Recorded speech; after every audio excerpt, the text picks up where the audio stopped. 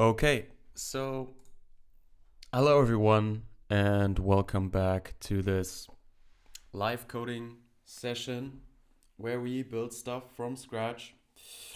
I actually decided to start a new project that is to implement a very simple, for the beginning, a very simple neural network from scratch in C. And we first of all will revisit how neural networks work. We will look into backpropagation. We will do the matrix multiplications. One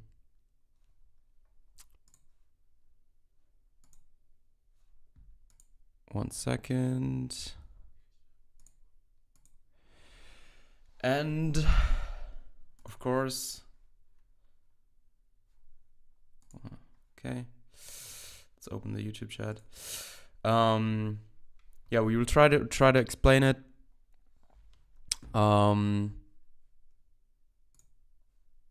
Exactly. So very, very, very simple neural network that is capable of maybe just one hidden layer, one output, trying to approximate the XOR function just to get things started.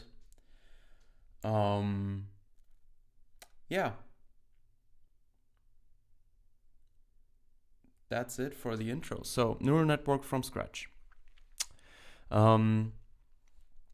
Let's actually open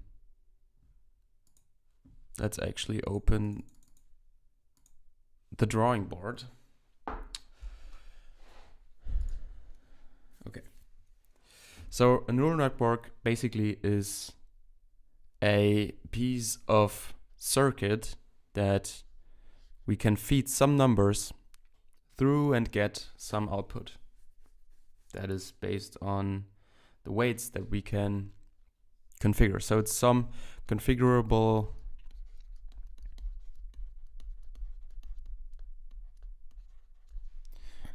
piece of circuit.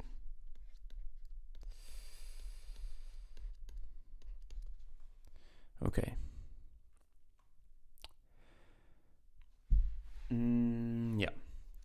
So some configurable piece of circuit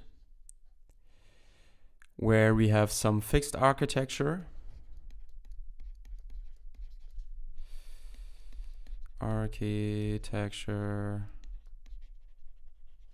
With adjustable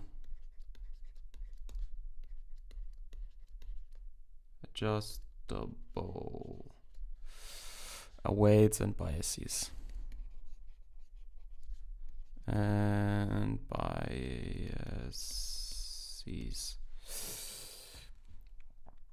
Okay, so the basic idea is we can take some input vector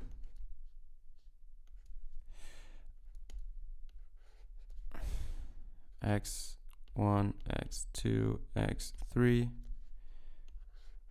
with some numerical values. We can feed it through a network.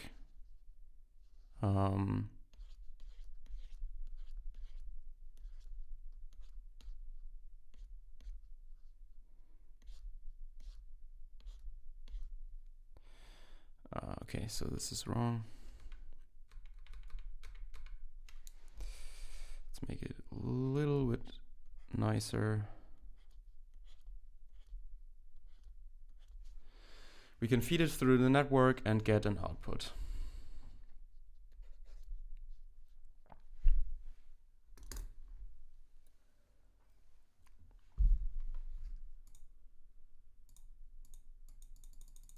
I thought I had a second window. Yeah, okay. Okay. So this is the basic idea. Let's close this.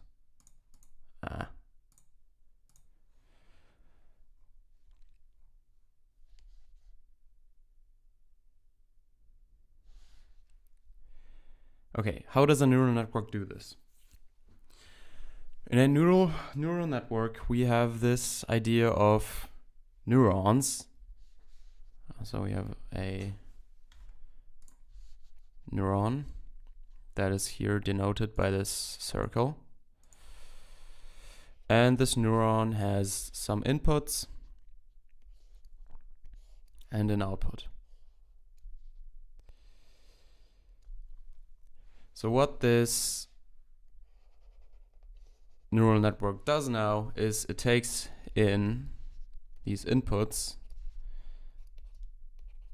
and on these lines here, on these connections, we have weights.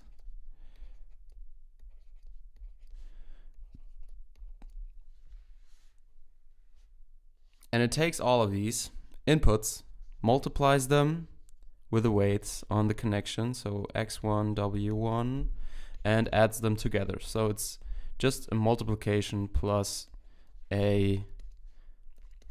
addition. And this is the output y. And now this can actually feed into another neuron that takes it as an input, and it also has a weight. And there might be other neurons connected to this one, and they might also be connected to the inputs. And it gets arbitrarily complex. Exactly. So in the case of 3 inputs,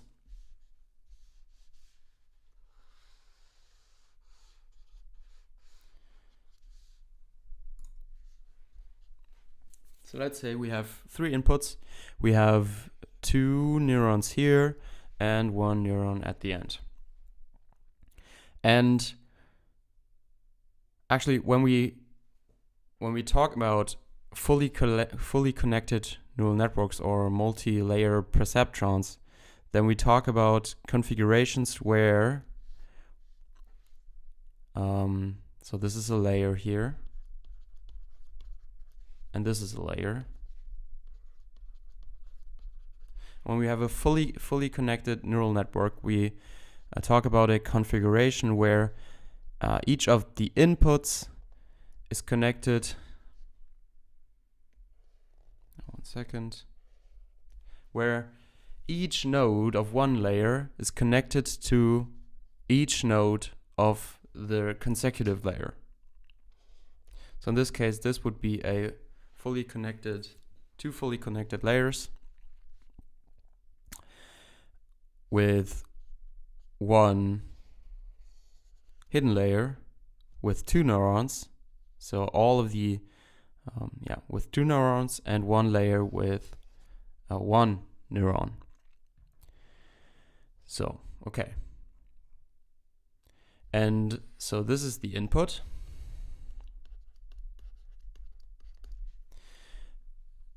The layers, this is the output layer.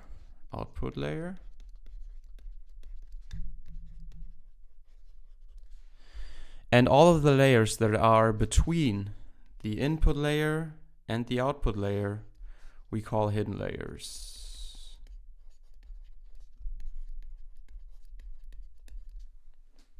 So in this case we have 1 hidden layer. Okay.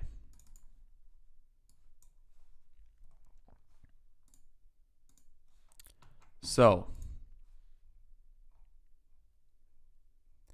our neural network is basically a piece of circuit that takes inputs, does some, in the basic case of a multi-layer perceptron, MLP, MLP. It takes inputs, multiplies them with some weights, and produces outputs, and maybe feeds them into another layer that then produces an output. Okay. And what we didn't talk about yet was that each of these neurons can actually have something that is called an activation function. What that means is So let's revisit the case where we have one neuron, 3 inputs, x1, x2, x3, with weight 1, weight 2, weight 3, and this produces an output. So previously we said, okay, this is x1 times w1 plus x2 times w2 plus x3 times w3, and this is the output.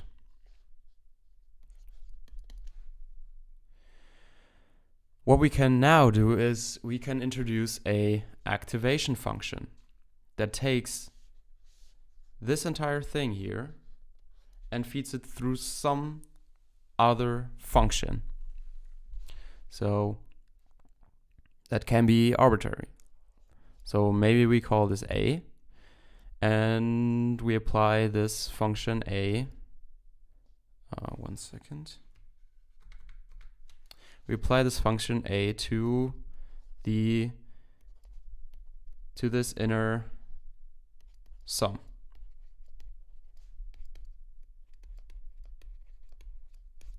This is the activation. And this function can maybe look like this.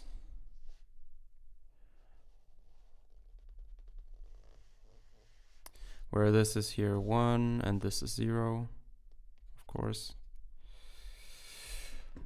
And usually it's, so here's 0.5. Okay, so all of this,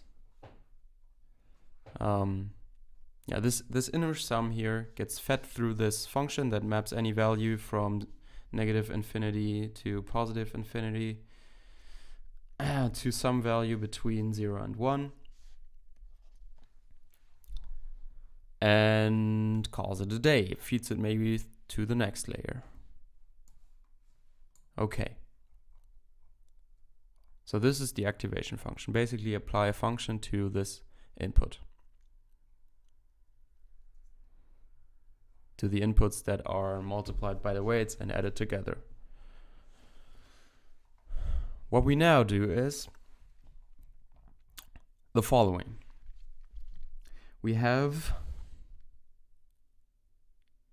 we can actually revisit our example, x1, x2,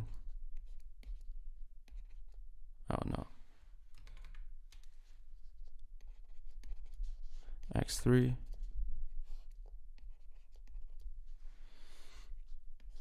and we said that the output is equal to some activation function of x1, w1 plus x2, w2 plus x3, w3. And when you look at this term here, then this is just, and look at these here, the inputs as a vector and the weights as a vector. So x1, x2, x3, and w1, w2, w3, then we will notice that this is the dot product of these two vectors. So the dot product of the vector w times x with some activation function is equal to the output y. And this is for the case for one neuron.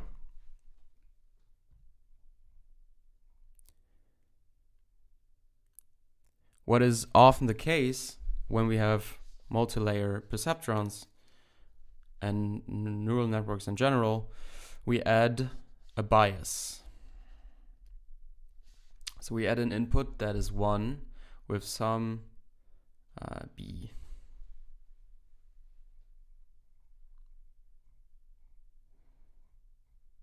So what we actually do is we take the dot product of the two vectors here and add some bias onto it. You could say, okay, this is just another weight with the input 1. Then you'd have to add a 1 to this vector every time. But you can also do it this way. Okay.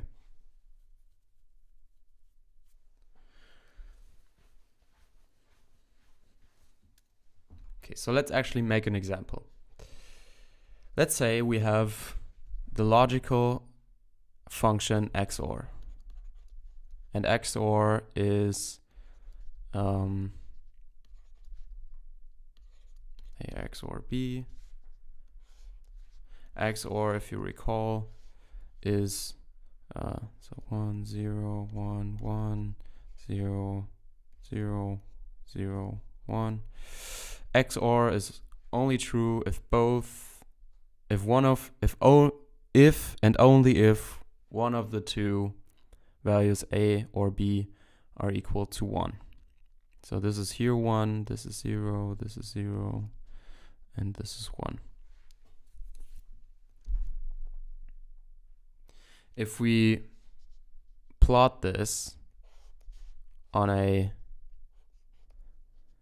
in a coordinate system, then this would, and say, okay, this is A, this is B, then there are 4 values that are possible. So this is 1 1, this is 1 0, this is 0 0, and this is 0 1. Then we would say, okay, so the XOR function is true if either this case or this case. And this poses a problem because we have no way of separating this linearly. So with one line, we can draw any given one line and it won't separate the two into separate the two correctly. So if we draw this line here, then yeah, okay, so not all true values are on one side, but rather one true and one false value, so we can't do this. This is the XOR problem. That is not linearly separatable. What this tells us is that we cannot have a single neuron that is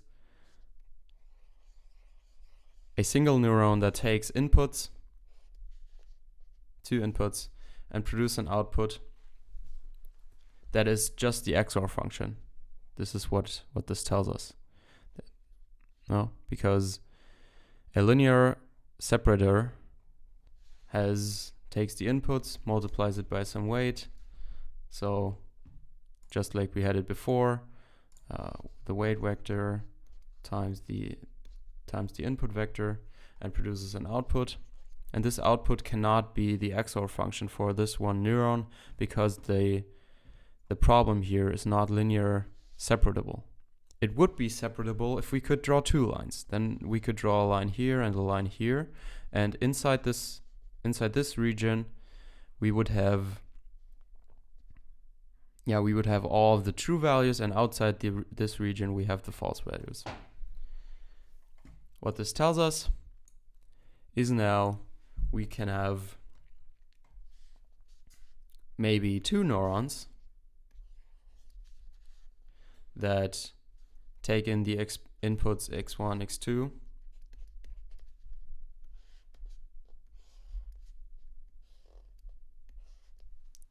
and then we combine the 2 with one additional neuron and get some output, and maybe we can actually make this work. So in this case, every time we do this, we have obviously a bias again.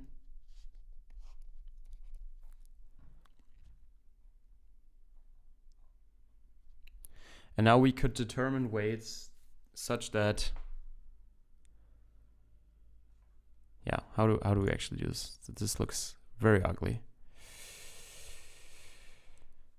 So we have two inputs. So these always have some biases. One. And now we have x1, x1, x2. And they feed into this. And here as well.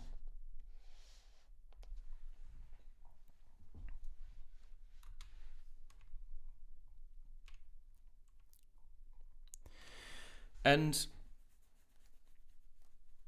what we then also do is at each neuron we apply this activation function we had before. That is the sigmoid function.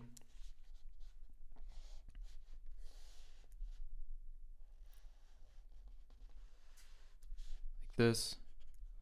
0.5, 1, 0. So a neuron can basically at some point fire and not fire.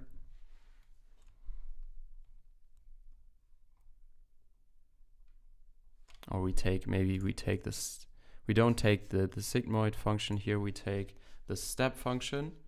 The step function that looks like this. 0, 1. So for greater than 1, it's 1. For greater than 0, it's 1. For less than 0, it's 0. And okay, so let's look at the step function. I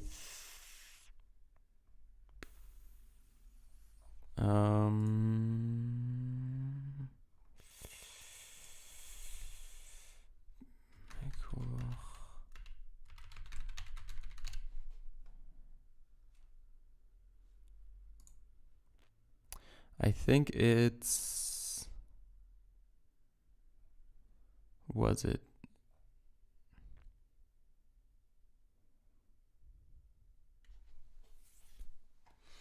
What was it?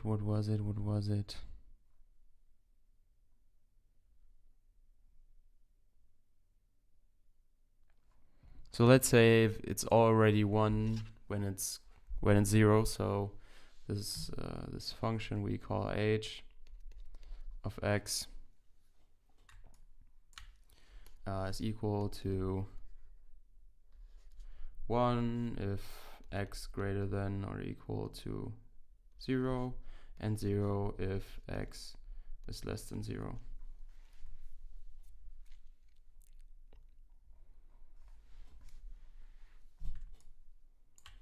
So now we try to find,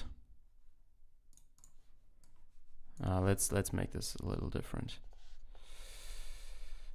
Okay, so we have x1, x2 here, they feed into this, and we have, let's make it like this, and here, like this.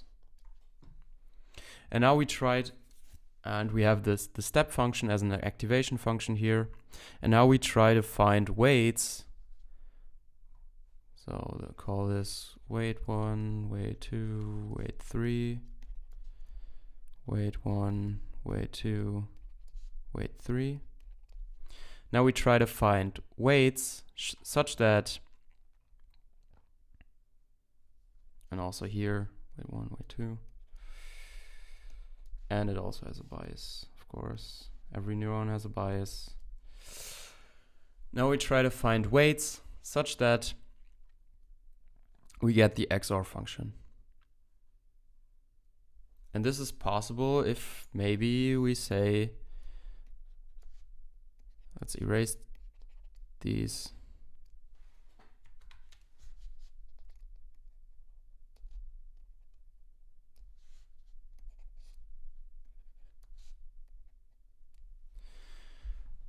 This is possible if maybe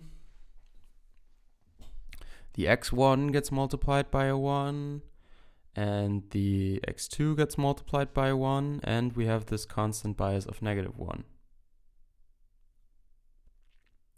So this would mean, so if x1 is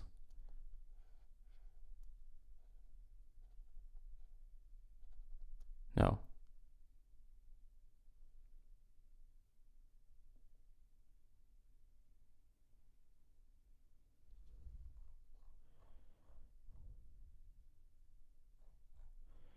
Okay, so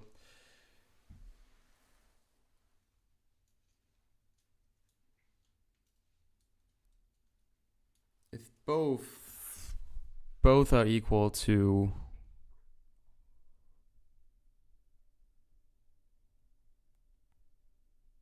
then both fire.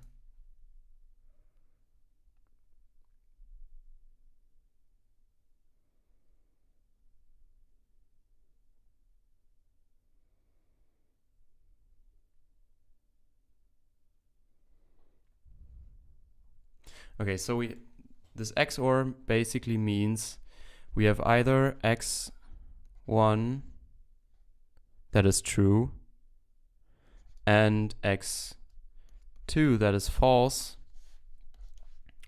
or we have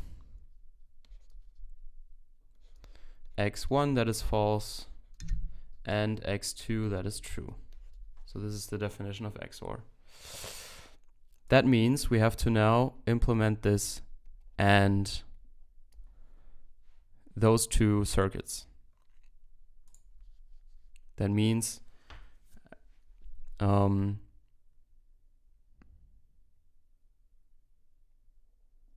we have a 1, a -1, and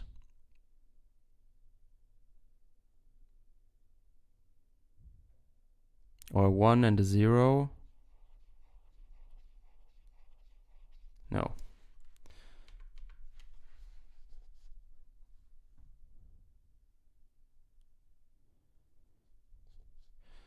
So this would be -1 and 0. So no bias. So this would be, if x1 is true, this would be a 1, so positive. And x2, if x2 is true, that this should fail, so this gets 0. Yes. Plus 0. If this is true and this, if both are true, this doesn't work. Okay, so let's do it like this. 1, -1, and in this case the exact opposite, so -1, 1, and a 0. And here we now have to implement this this OR. No, it's not an, yeah, it's an OR, yeah. This OR,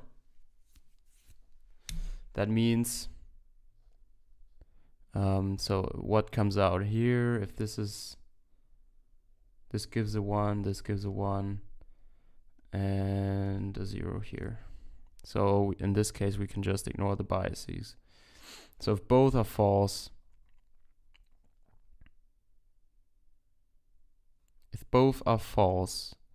then we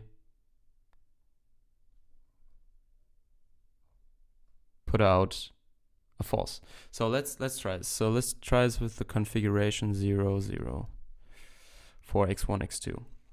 So that would mean 0 times 1 is 0, 0 times -1 is 0, and 1 times 0 is 0. So this would be a 0. This doesn't fire. 0, 0, 0, 0, 0, 0, 0, 0 times 1. So this is also 0. This gives out a 0. So for the configuration 1, 1,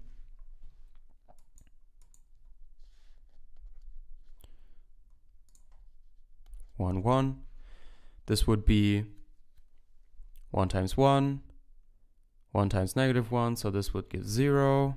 1 times 1, 1 times negative 1. This would give a 0. And this would also give a 0, and thus we have another 0. Okay. Oops. Okay. And what we can also do is a 0, 1.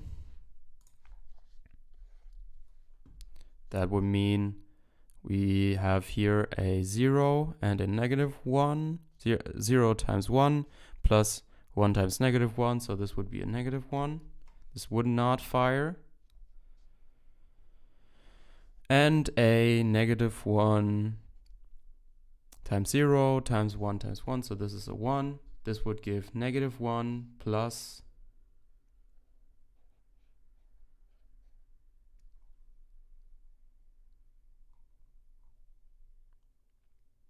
so this wouldn't work.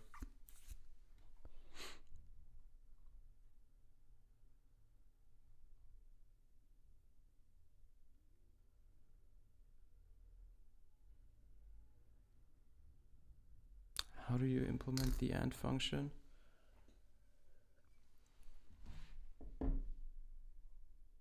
The OR function.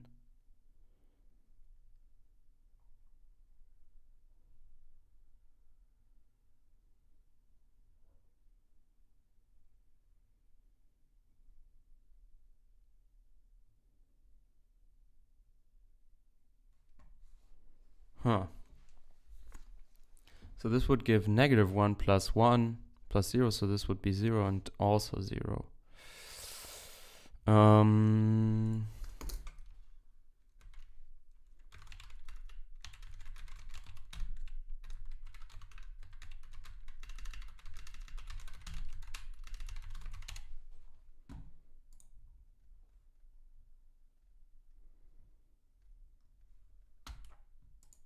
So this would be, the bias would be, I guess,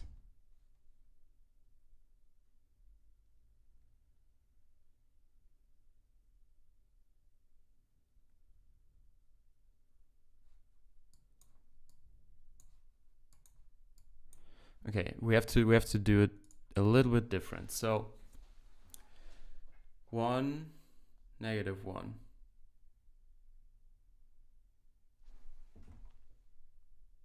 Because this is inverted. So this would give 0.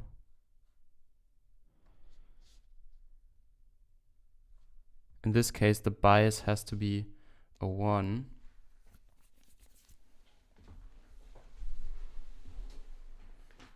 Or is it a negative 1?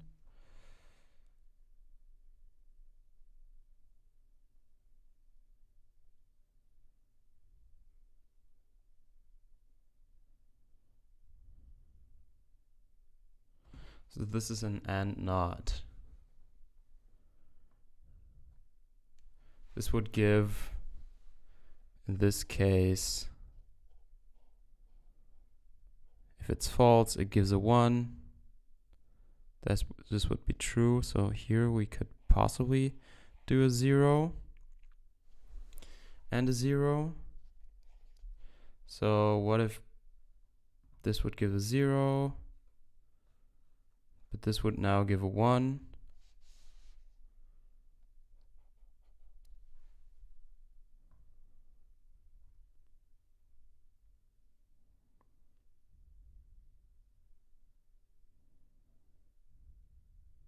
Would this work?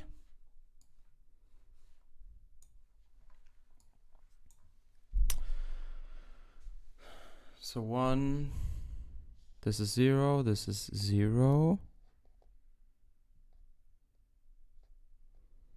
So this would give a, so 0, 1. This would give a negative 1. This would give a negative 1.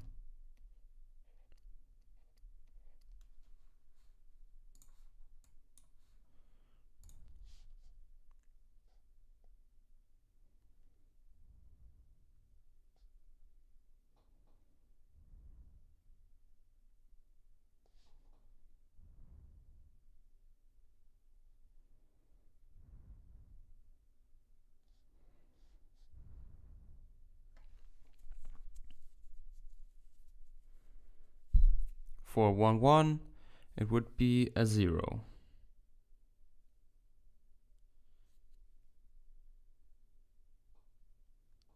Okay.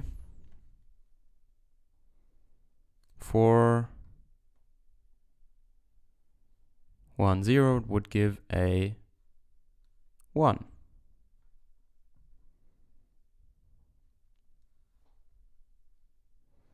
So in this case, it gives a -1, and this gives a 1. That means 1 minus 1. But these can both be 0. Then we would give back a 0, 0, and this would be a 1 again. So this also doesn't work.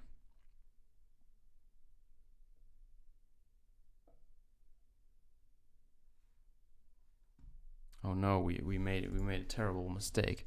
So let's actually erase this. Okay, so at 0 it doesn't fire. At 1 it does fire. So 0, 1, this gives back a 0. This gives back a 1 because of the step function, and then we have a 1. Okay, so biases all 0. Okay. In the other case, 1, 0, 1, 0, 0, this is 1. -1 plus 1 times 0 plus 0 is -1. Step function gives us a 0. 1 times 1 is 1. 0 times 1 is 0. 0, this gives a 1. And we have a 1. So this would be a circuit that would fulfill this, the requirements. And this is a circuit we don't want to do by hand, but we want to find it automatically. We want to find these weights automatically using some kind of algorithm. So we want to find the weights. Find the weights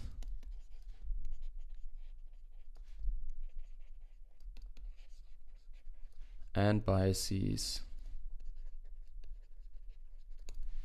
in an automatic fashion, automatic way. Let's actually revisit the example.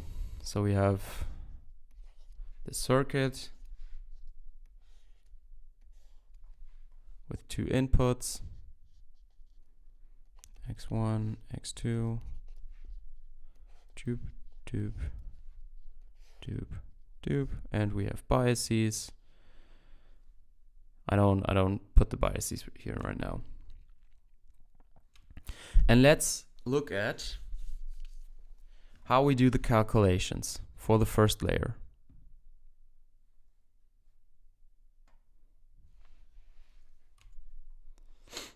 How do we do the calculations?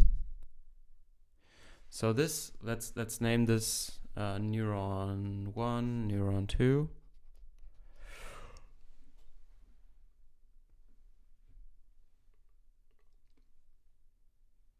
And let's call this weight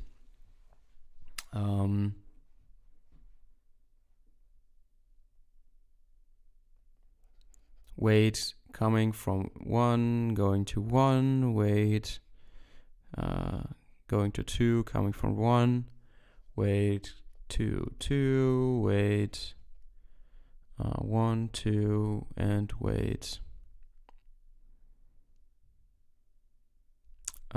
2, 1.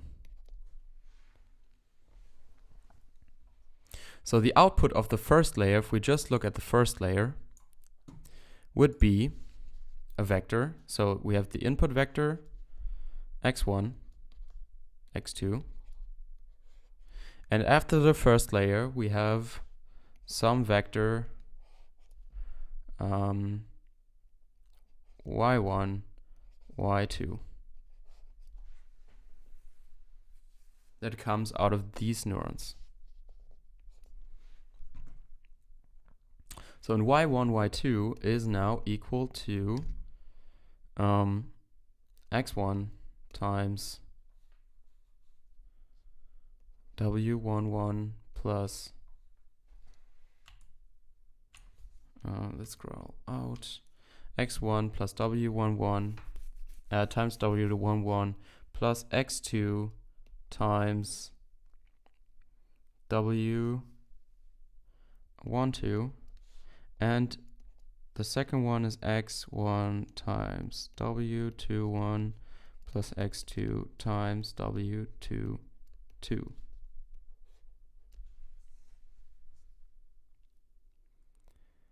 And if we look at this, we can see that this is a matrix multiplication.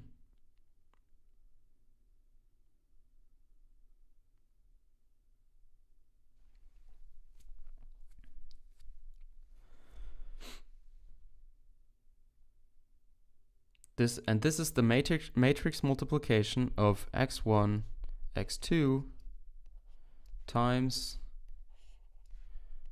w11, w12, w21, w22.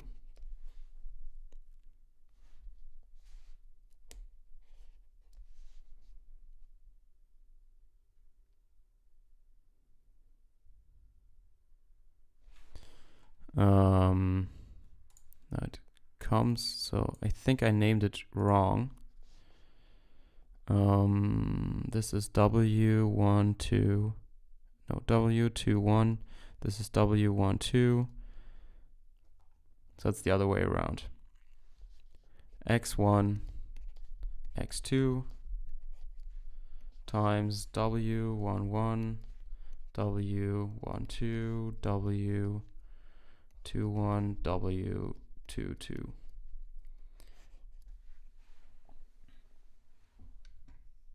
So if you recall how you multiply matrices in the row picture, you do row times column, so the dot product of x1, x2 times w1, so what? No. This is x1, w1, 1 plus x2, w1, 2, 1. This is the first one. And the second one gives us x1, w12 plus x2, w22. And this would be our y transposed, actually. So this is our weight matrix, or weight matrix.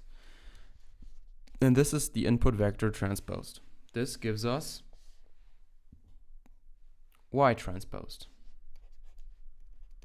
What we could also do is say, okay, we could transpose this entire thing. So we say y is equal to w transposed x. That would be, w transposed is the rows becomes the column. So this would be w1, 1, w1, 2, w 2, 1, w22 times x1, x2, and this would be equal to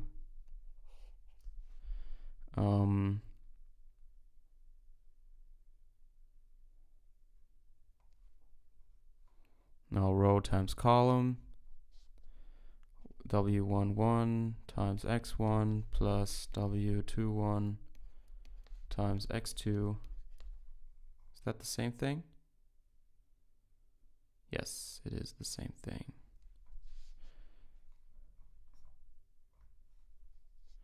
And w12 1, 2 times x1 plus w 2, 1 times x2. So this is the same thing but transposed. But we can work with row vectors for now.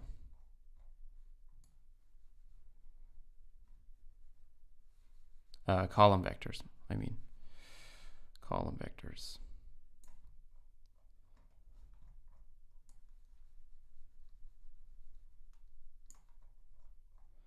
Okay. And then what we can also do is we can say, okay, I want to now not only feed one input xt through this entire network, but I want to feed many of these inputs. So I could say something like, so I have multiple inputs, that is 0, 0, 1, 0 for the XOR example, 0, 1, and 1, 1. This is our X transposed. And I now want to feed it through our first layer, that is W11, W12, W21, and W22.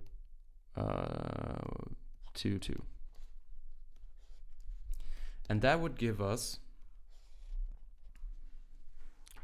0. So again, row times column, 0 times W11. Let's actually zoom a little out.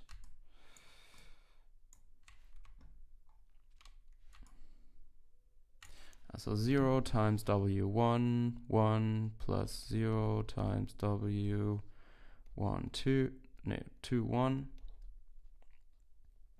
and 0 times W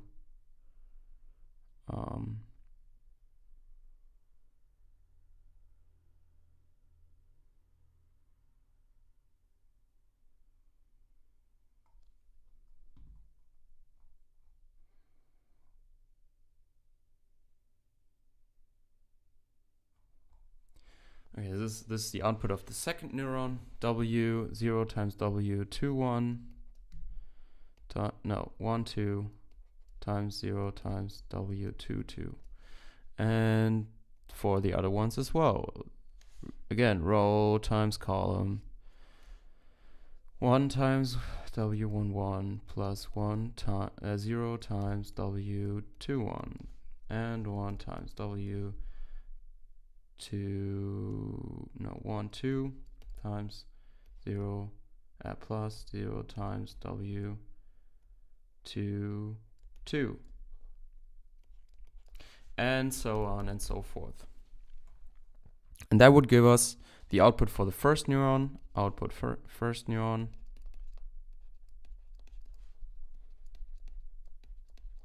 and this is the output for the second neuron.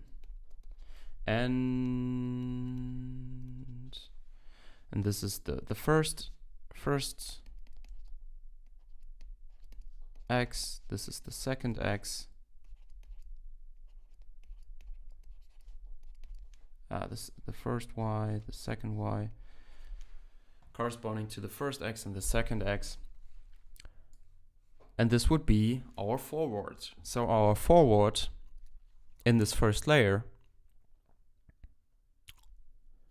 is defined by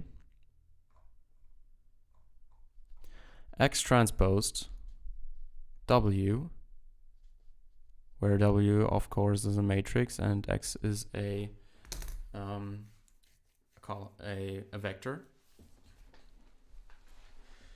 And this would give us Y transposed, and we can also introduce batches here where we have multiple inputs. So when we have multiple inputs and feed them through this entire network, so we don't do 1x1 and 1x2 at a time, but 4 at a time. In this case, we call this a batch. This is now a batch of 4. Okay. So this is our forward pass through the first layer. And if we look at the second layer, so we have the 2 neurons and we have 1 output neuron, we again have, and of course, we have a bias that we didn't touch here. But let's look at that in a second. So this is W11, this is W12. So we now have this the input from the output from the first layer, which is Y1, Y2, for example, and we have our weights matrix, which is now just a vector. So this is W1, 1, W2, 1, W2, 1. And again, if we do now Y transposed times W, then we have our final output transposed. So Y1, Y2, W11, W21. That produces Y1, W11 plus Y2, W22. And this is exactly what we want. So this is our output. And if we have multiple of these, again, then we just get a vector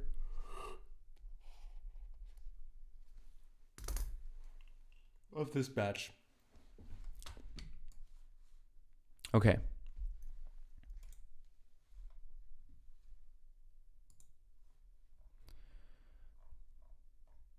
So now we again revisit our example where we have our input X transpose times the weight matrix, and now we want to introduce a bias. We said for each neuron we have a bias. So when we have one neuron with 2 inputs, then the X1, X2, and this is W1, W2, then the output should be X1, W1 plus X2, W2 plus a bias. So usually that is somewhat denoted like this. And how do we implement this in our matrix multiplication? Okay, so we said X1, X2 is our X transposed. And then we have our weight matrix that does all of the good stuff for us.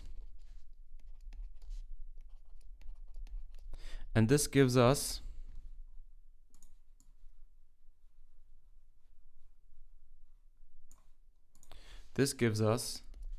our Y1, Y2. So this multiplies the weight 1, 1 with X1, the weight 2, 1 with X2, produces Y1, and X1 with a weight 1, 2, and X2 with weight 2, 2, and produces Y2. So now what we have to do is we have to add to that here a bias to this one and to this one, and this is basically done by adding the bias 1 and bias 2 vector onto this. So this produces Y1, Y2, and we basically add a bias, the bias for neuron 1, bias neuron 1, and the bias for neuron 2.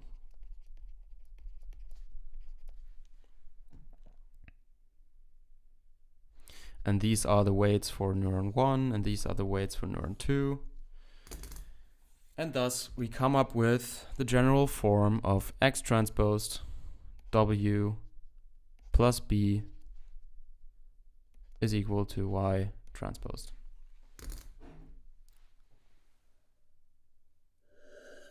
We of course, all of these are vectors, vector, vector, vector. or it can be a matrix as well if we have a batch. And then we get this. Okay, nice.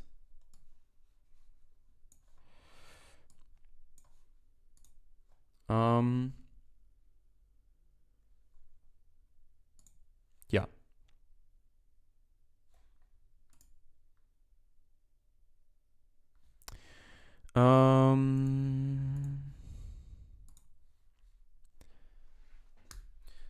Okay. And we also said before that we can apply now an activation function to this. So to this, we also apply an activation function. We first calculate this, and then we apply an activation function to each of the individual values. Okay. So how do we find the weights? How do we find the weights? That is the basic question. How do we find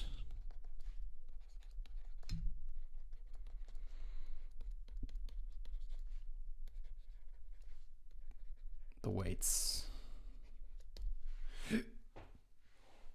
Okay.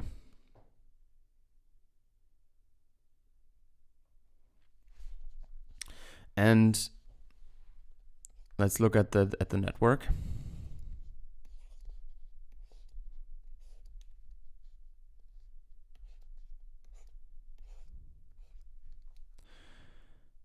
This is just add and mul. And in the end, we get an output, and that output has some deviation from the desired output. So there is a difference. There is a loss, which can be defined as the desired output y minus the output of the network y hat. This could be the loss.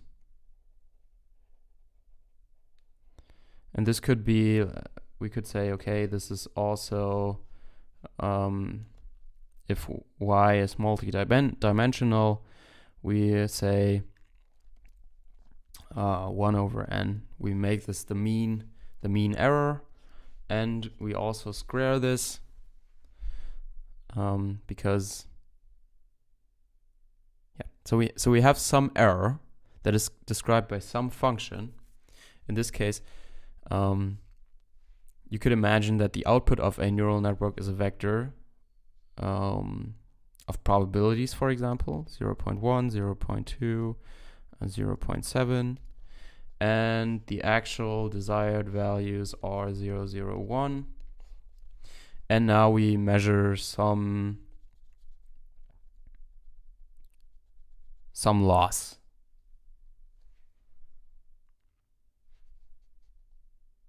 That could be just element-wise subtraction, and because we have then negative and positive values, we maybe take the square, so we take y minus y hat maybe and square it. And if you don't do this,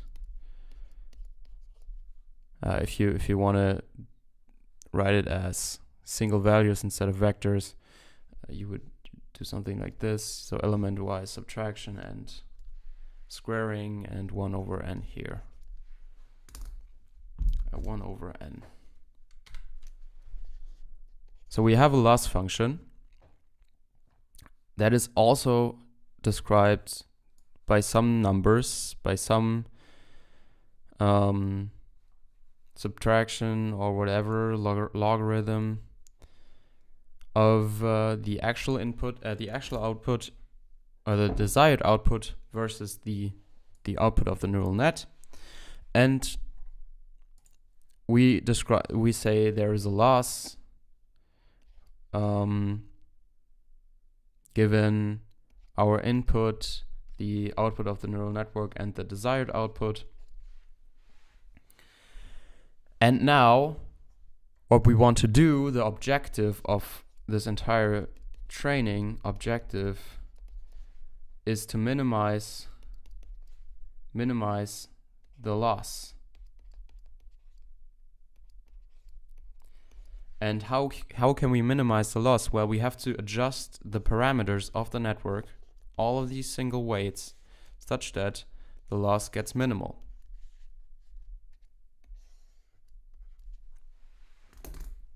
How do we do this? Well,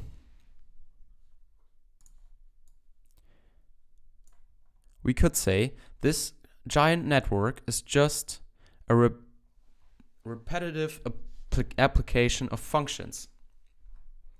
So the first layer is a function. So let's call this L. So we have L1. L1 does something to our input X. That is just the matrix multiplication with the weights. Weights bias. Then we apply an activation function.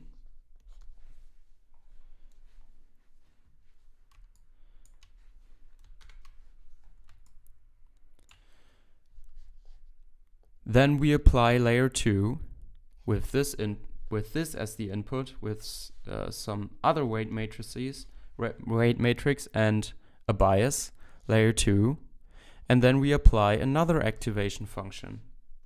So our entire neural network is basically a gigantic function, a gigantic call of nested functions.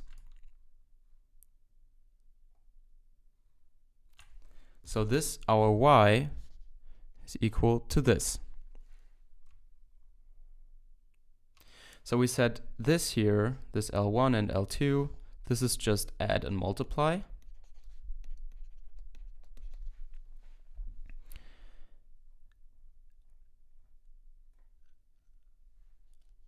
And this activation function previously was the step function, which is a problem, which we will tackle later. So this is some function. And what if we say now that we have some way of expressing, how do we have to change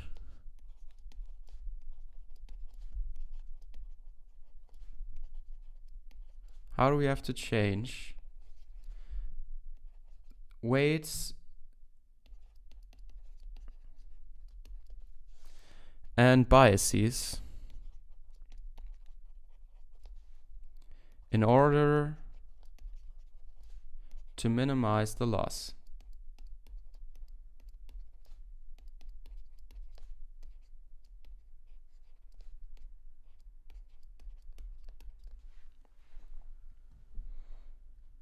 Do we have some mathematical way of expressing this?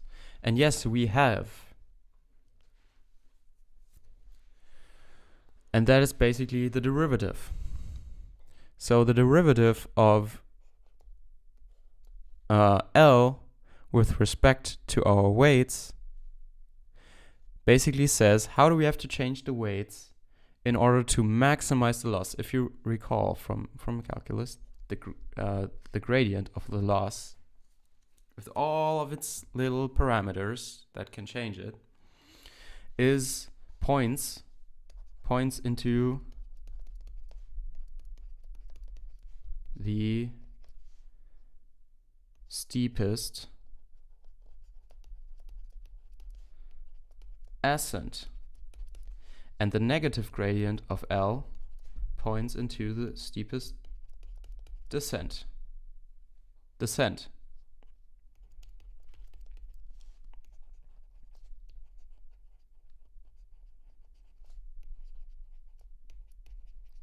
That means if we can calculate the negative derivative with respect to all of the little parameters we have, with respect to this weight matrix, this bias, this weight matrix, and this bias, we can then update our neural network in order to minimize the loss, because we want to find the gradient into the steepest descent. Well, and how do we do this? So this is our y. We can plug that y into our loss function.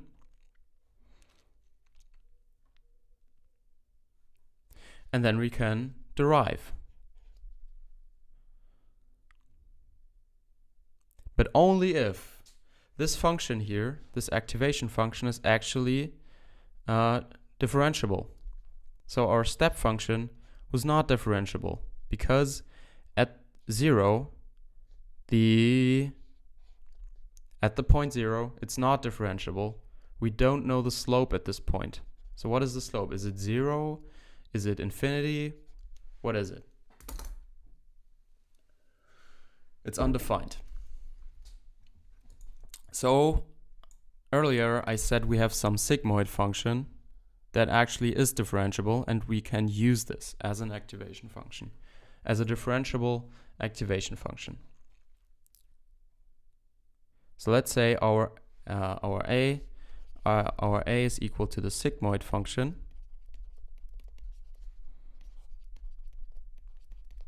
And now our entire equation is differentiable. We have additions and multiplies in these layers, and our activation function is also differentiable.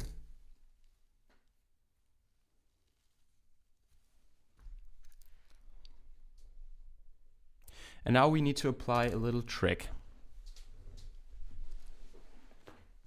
So we set our loss. Our loss is equal to, let's say, 1 over n I and yi minus y hat I squared. Say this n is a 2.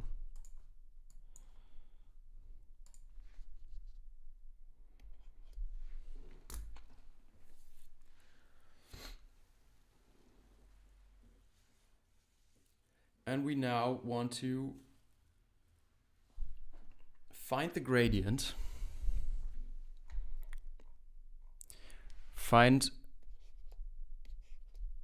We want to find the derivative with respect to our weight matrix of layer 1. We want to find this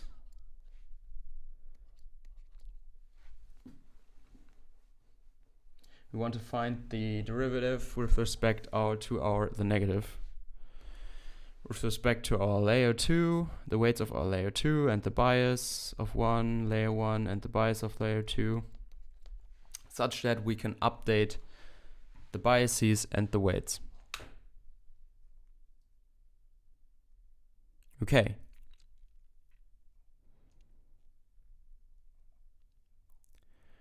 What we can now do is, because we have nested functions, we have our activation function,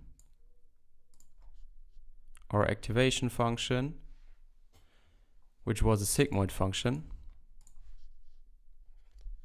Let's call that S. The sigmoid function of our layer 2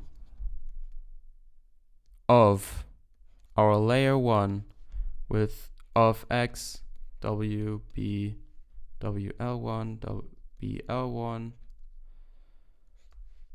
and w, l2, b, l2.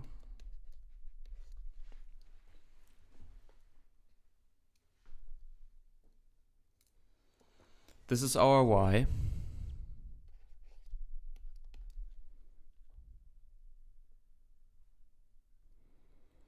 And we said for our loss, we have to subtract, we have to do the sum over I, and this is xi,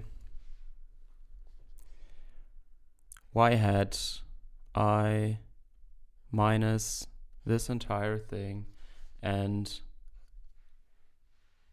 squared.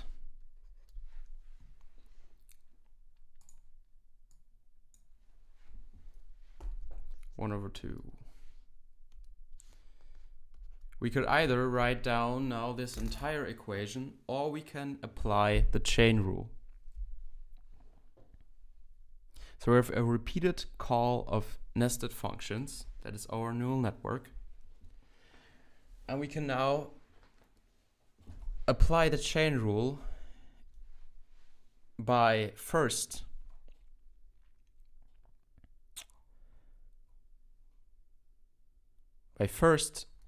calculating the loss with respect to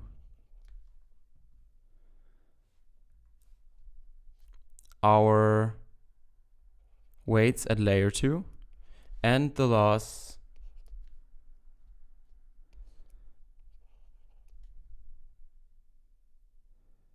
of the biases at layer 2, because this is already part of this inner thing. So if we first look only at the first layer, at the very second layer, that is W layer 2, no. So it was X transposed, we said X transposed times W layer 2 plus the bias at layer 2. And now we can derive. 1 second.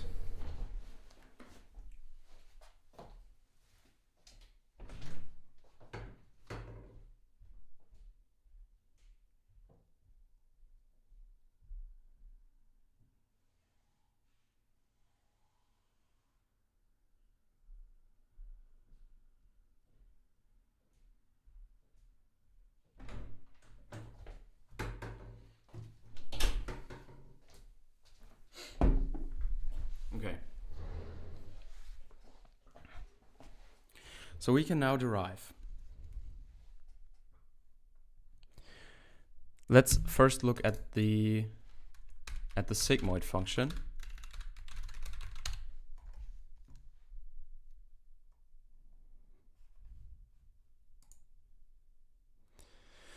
So this is 1 over 1 plus e to the negative x. So where was it? Here. So it's, say the sigmoid function is 1 over 1 plus e to the negative x.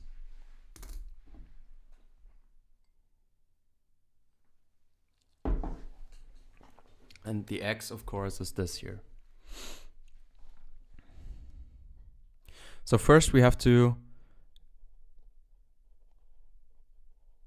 take the derivative of the sigmoid function, because it's inner.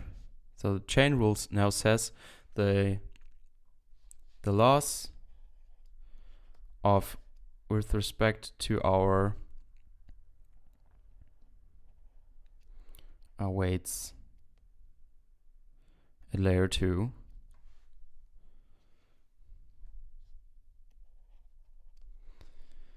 is equal to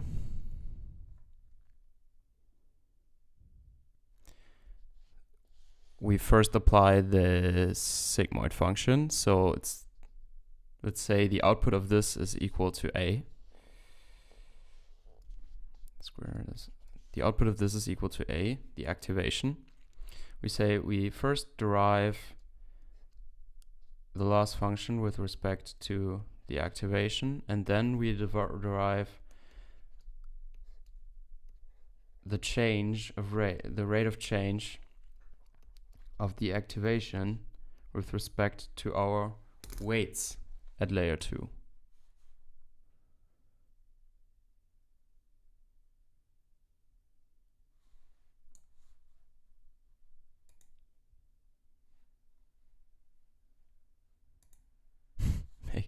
Make a neural network in Scratch. Yeah, that would be great.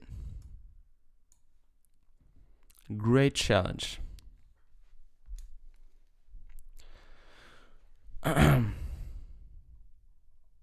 So when we have a repeated call of nested functions, we can just,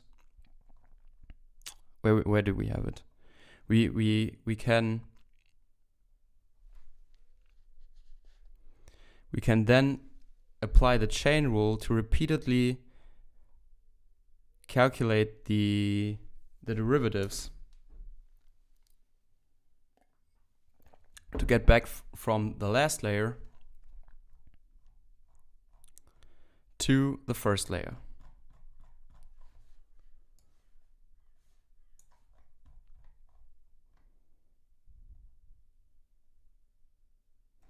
Okay, so we have,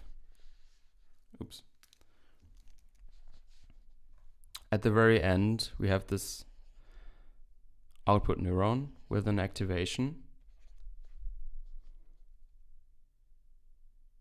And we can,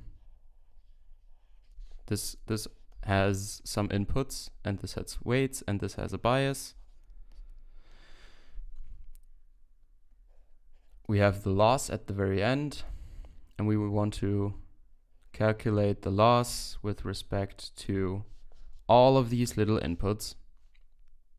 That is with respect to the x of the layer 2, so the input of the layer 2, we want to calculate the loss with respect to the weights of the layer 2 and the loss with respect to the biases of layer 2. The bias of layer 2, which is just one. Which is just one bias. Okay.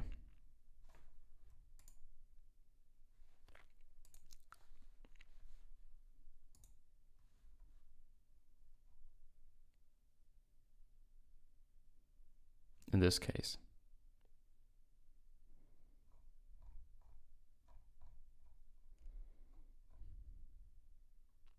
And then when we have the loss with respect, so when we have the derivative with respect to our inputs, so these, the inputs, which are the outputs of the first layer, we can then use these, we can then use this here to calculate the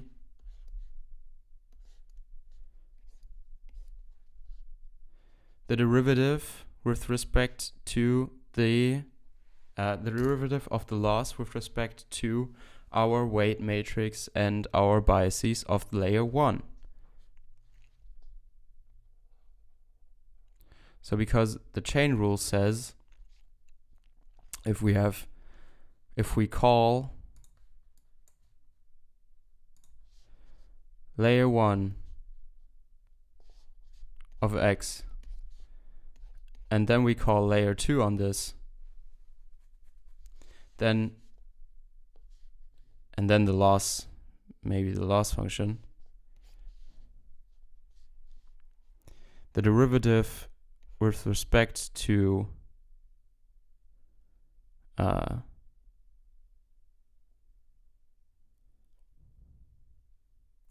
x at this point, so with respect to this x here, is equal to the derivative of the loss with respect to the derivative of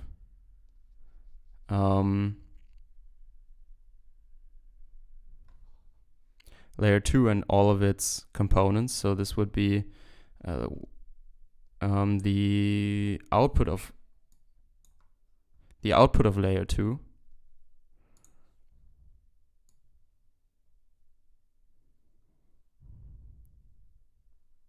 So let's say, so L1 of x is equal to x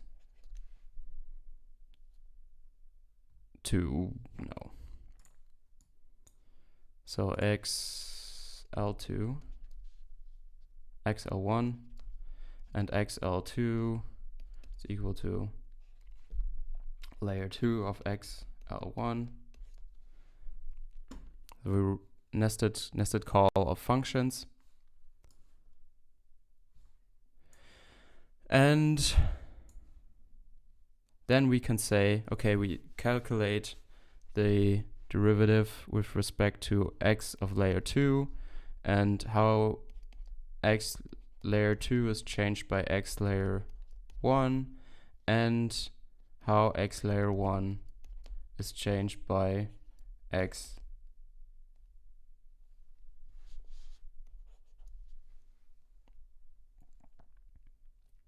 So we first calculate this for the last layer, then we can use this here actually to come up with this, and then we use this to calculate this.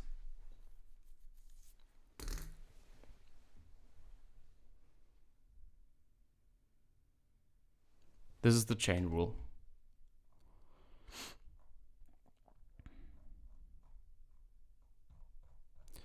So first we start with,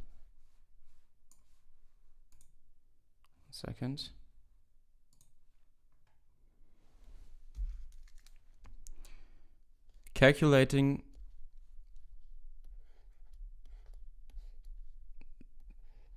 the derivative of the loss with respect to the weights of layer 2. So we said the loss is equal to 1 over 2 the sum I yi minus y hat I, which is the actual output, the desired output, and yi, or y, maybe we just call that y. Y is equal to, let's call that y. Y is equal to x transposed w plus bias. Layer 2 bias layer 2. And this is the out x layer 2.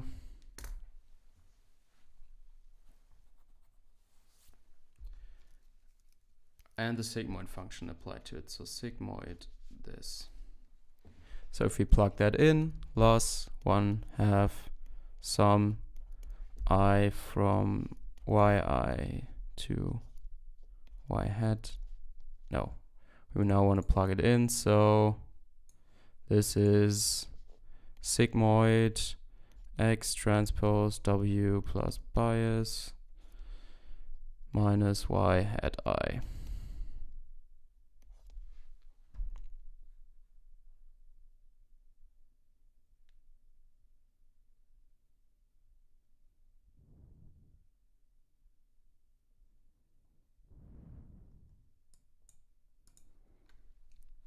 Okay. So that would be that. xi.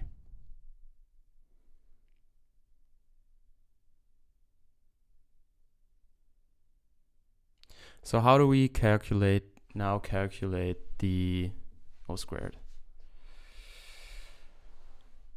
How do we calculate dl dw layer 2?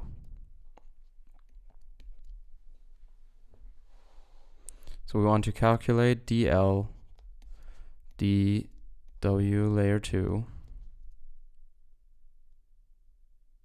of 1/2 I, the sigmoid function,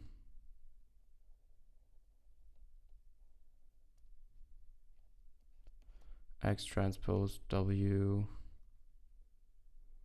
plus bias minus y I hat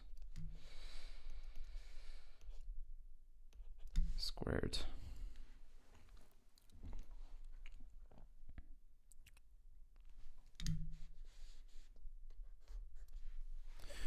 So this is now the inner times the outer. So this 1/2 with the 2 will cancel. So this is the outer.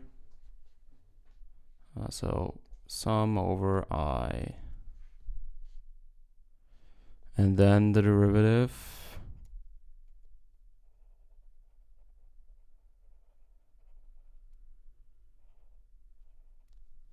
No.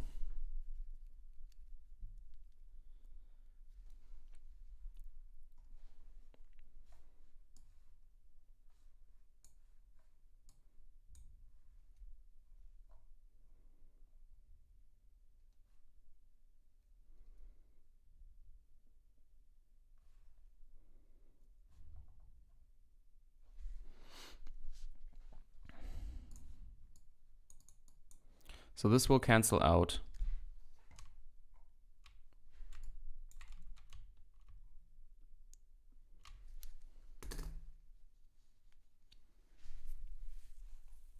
Okay, so I think we stop the stream right here and start fresh another time. So have a nice day. Bye.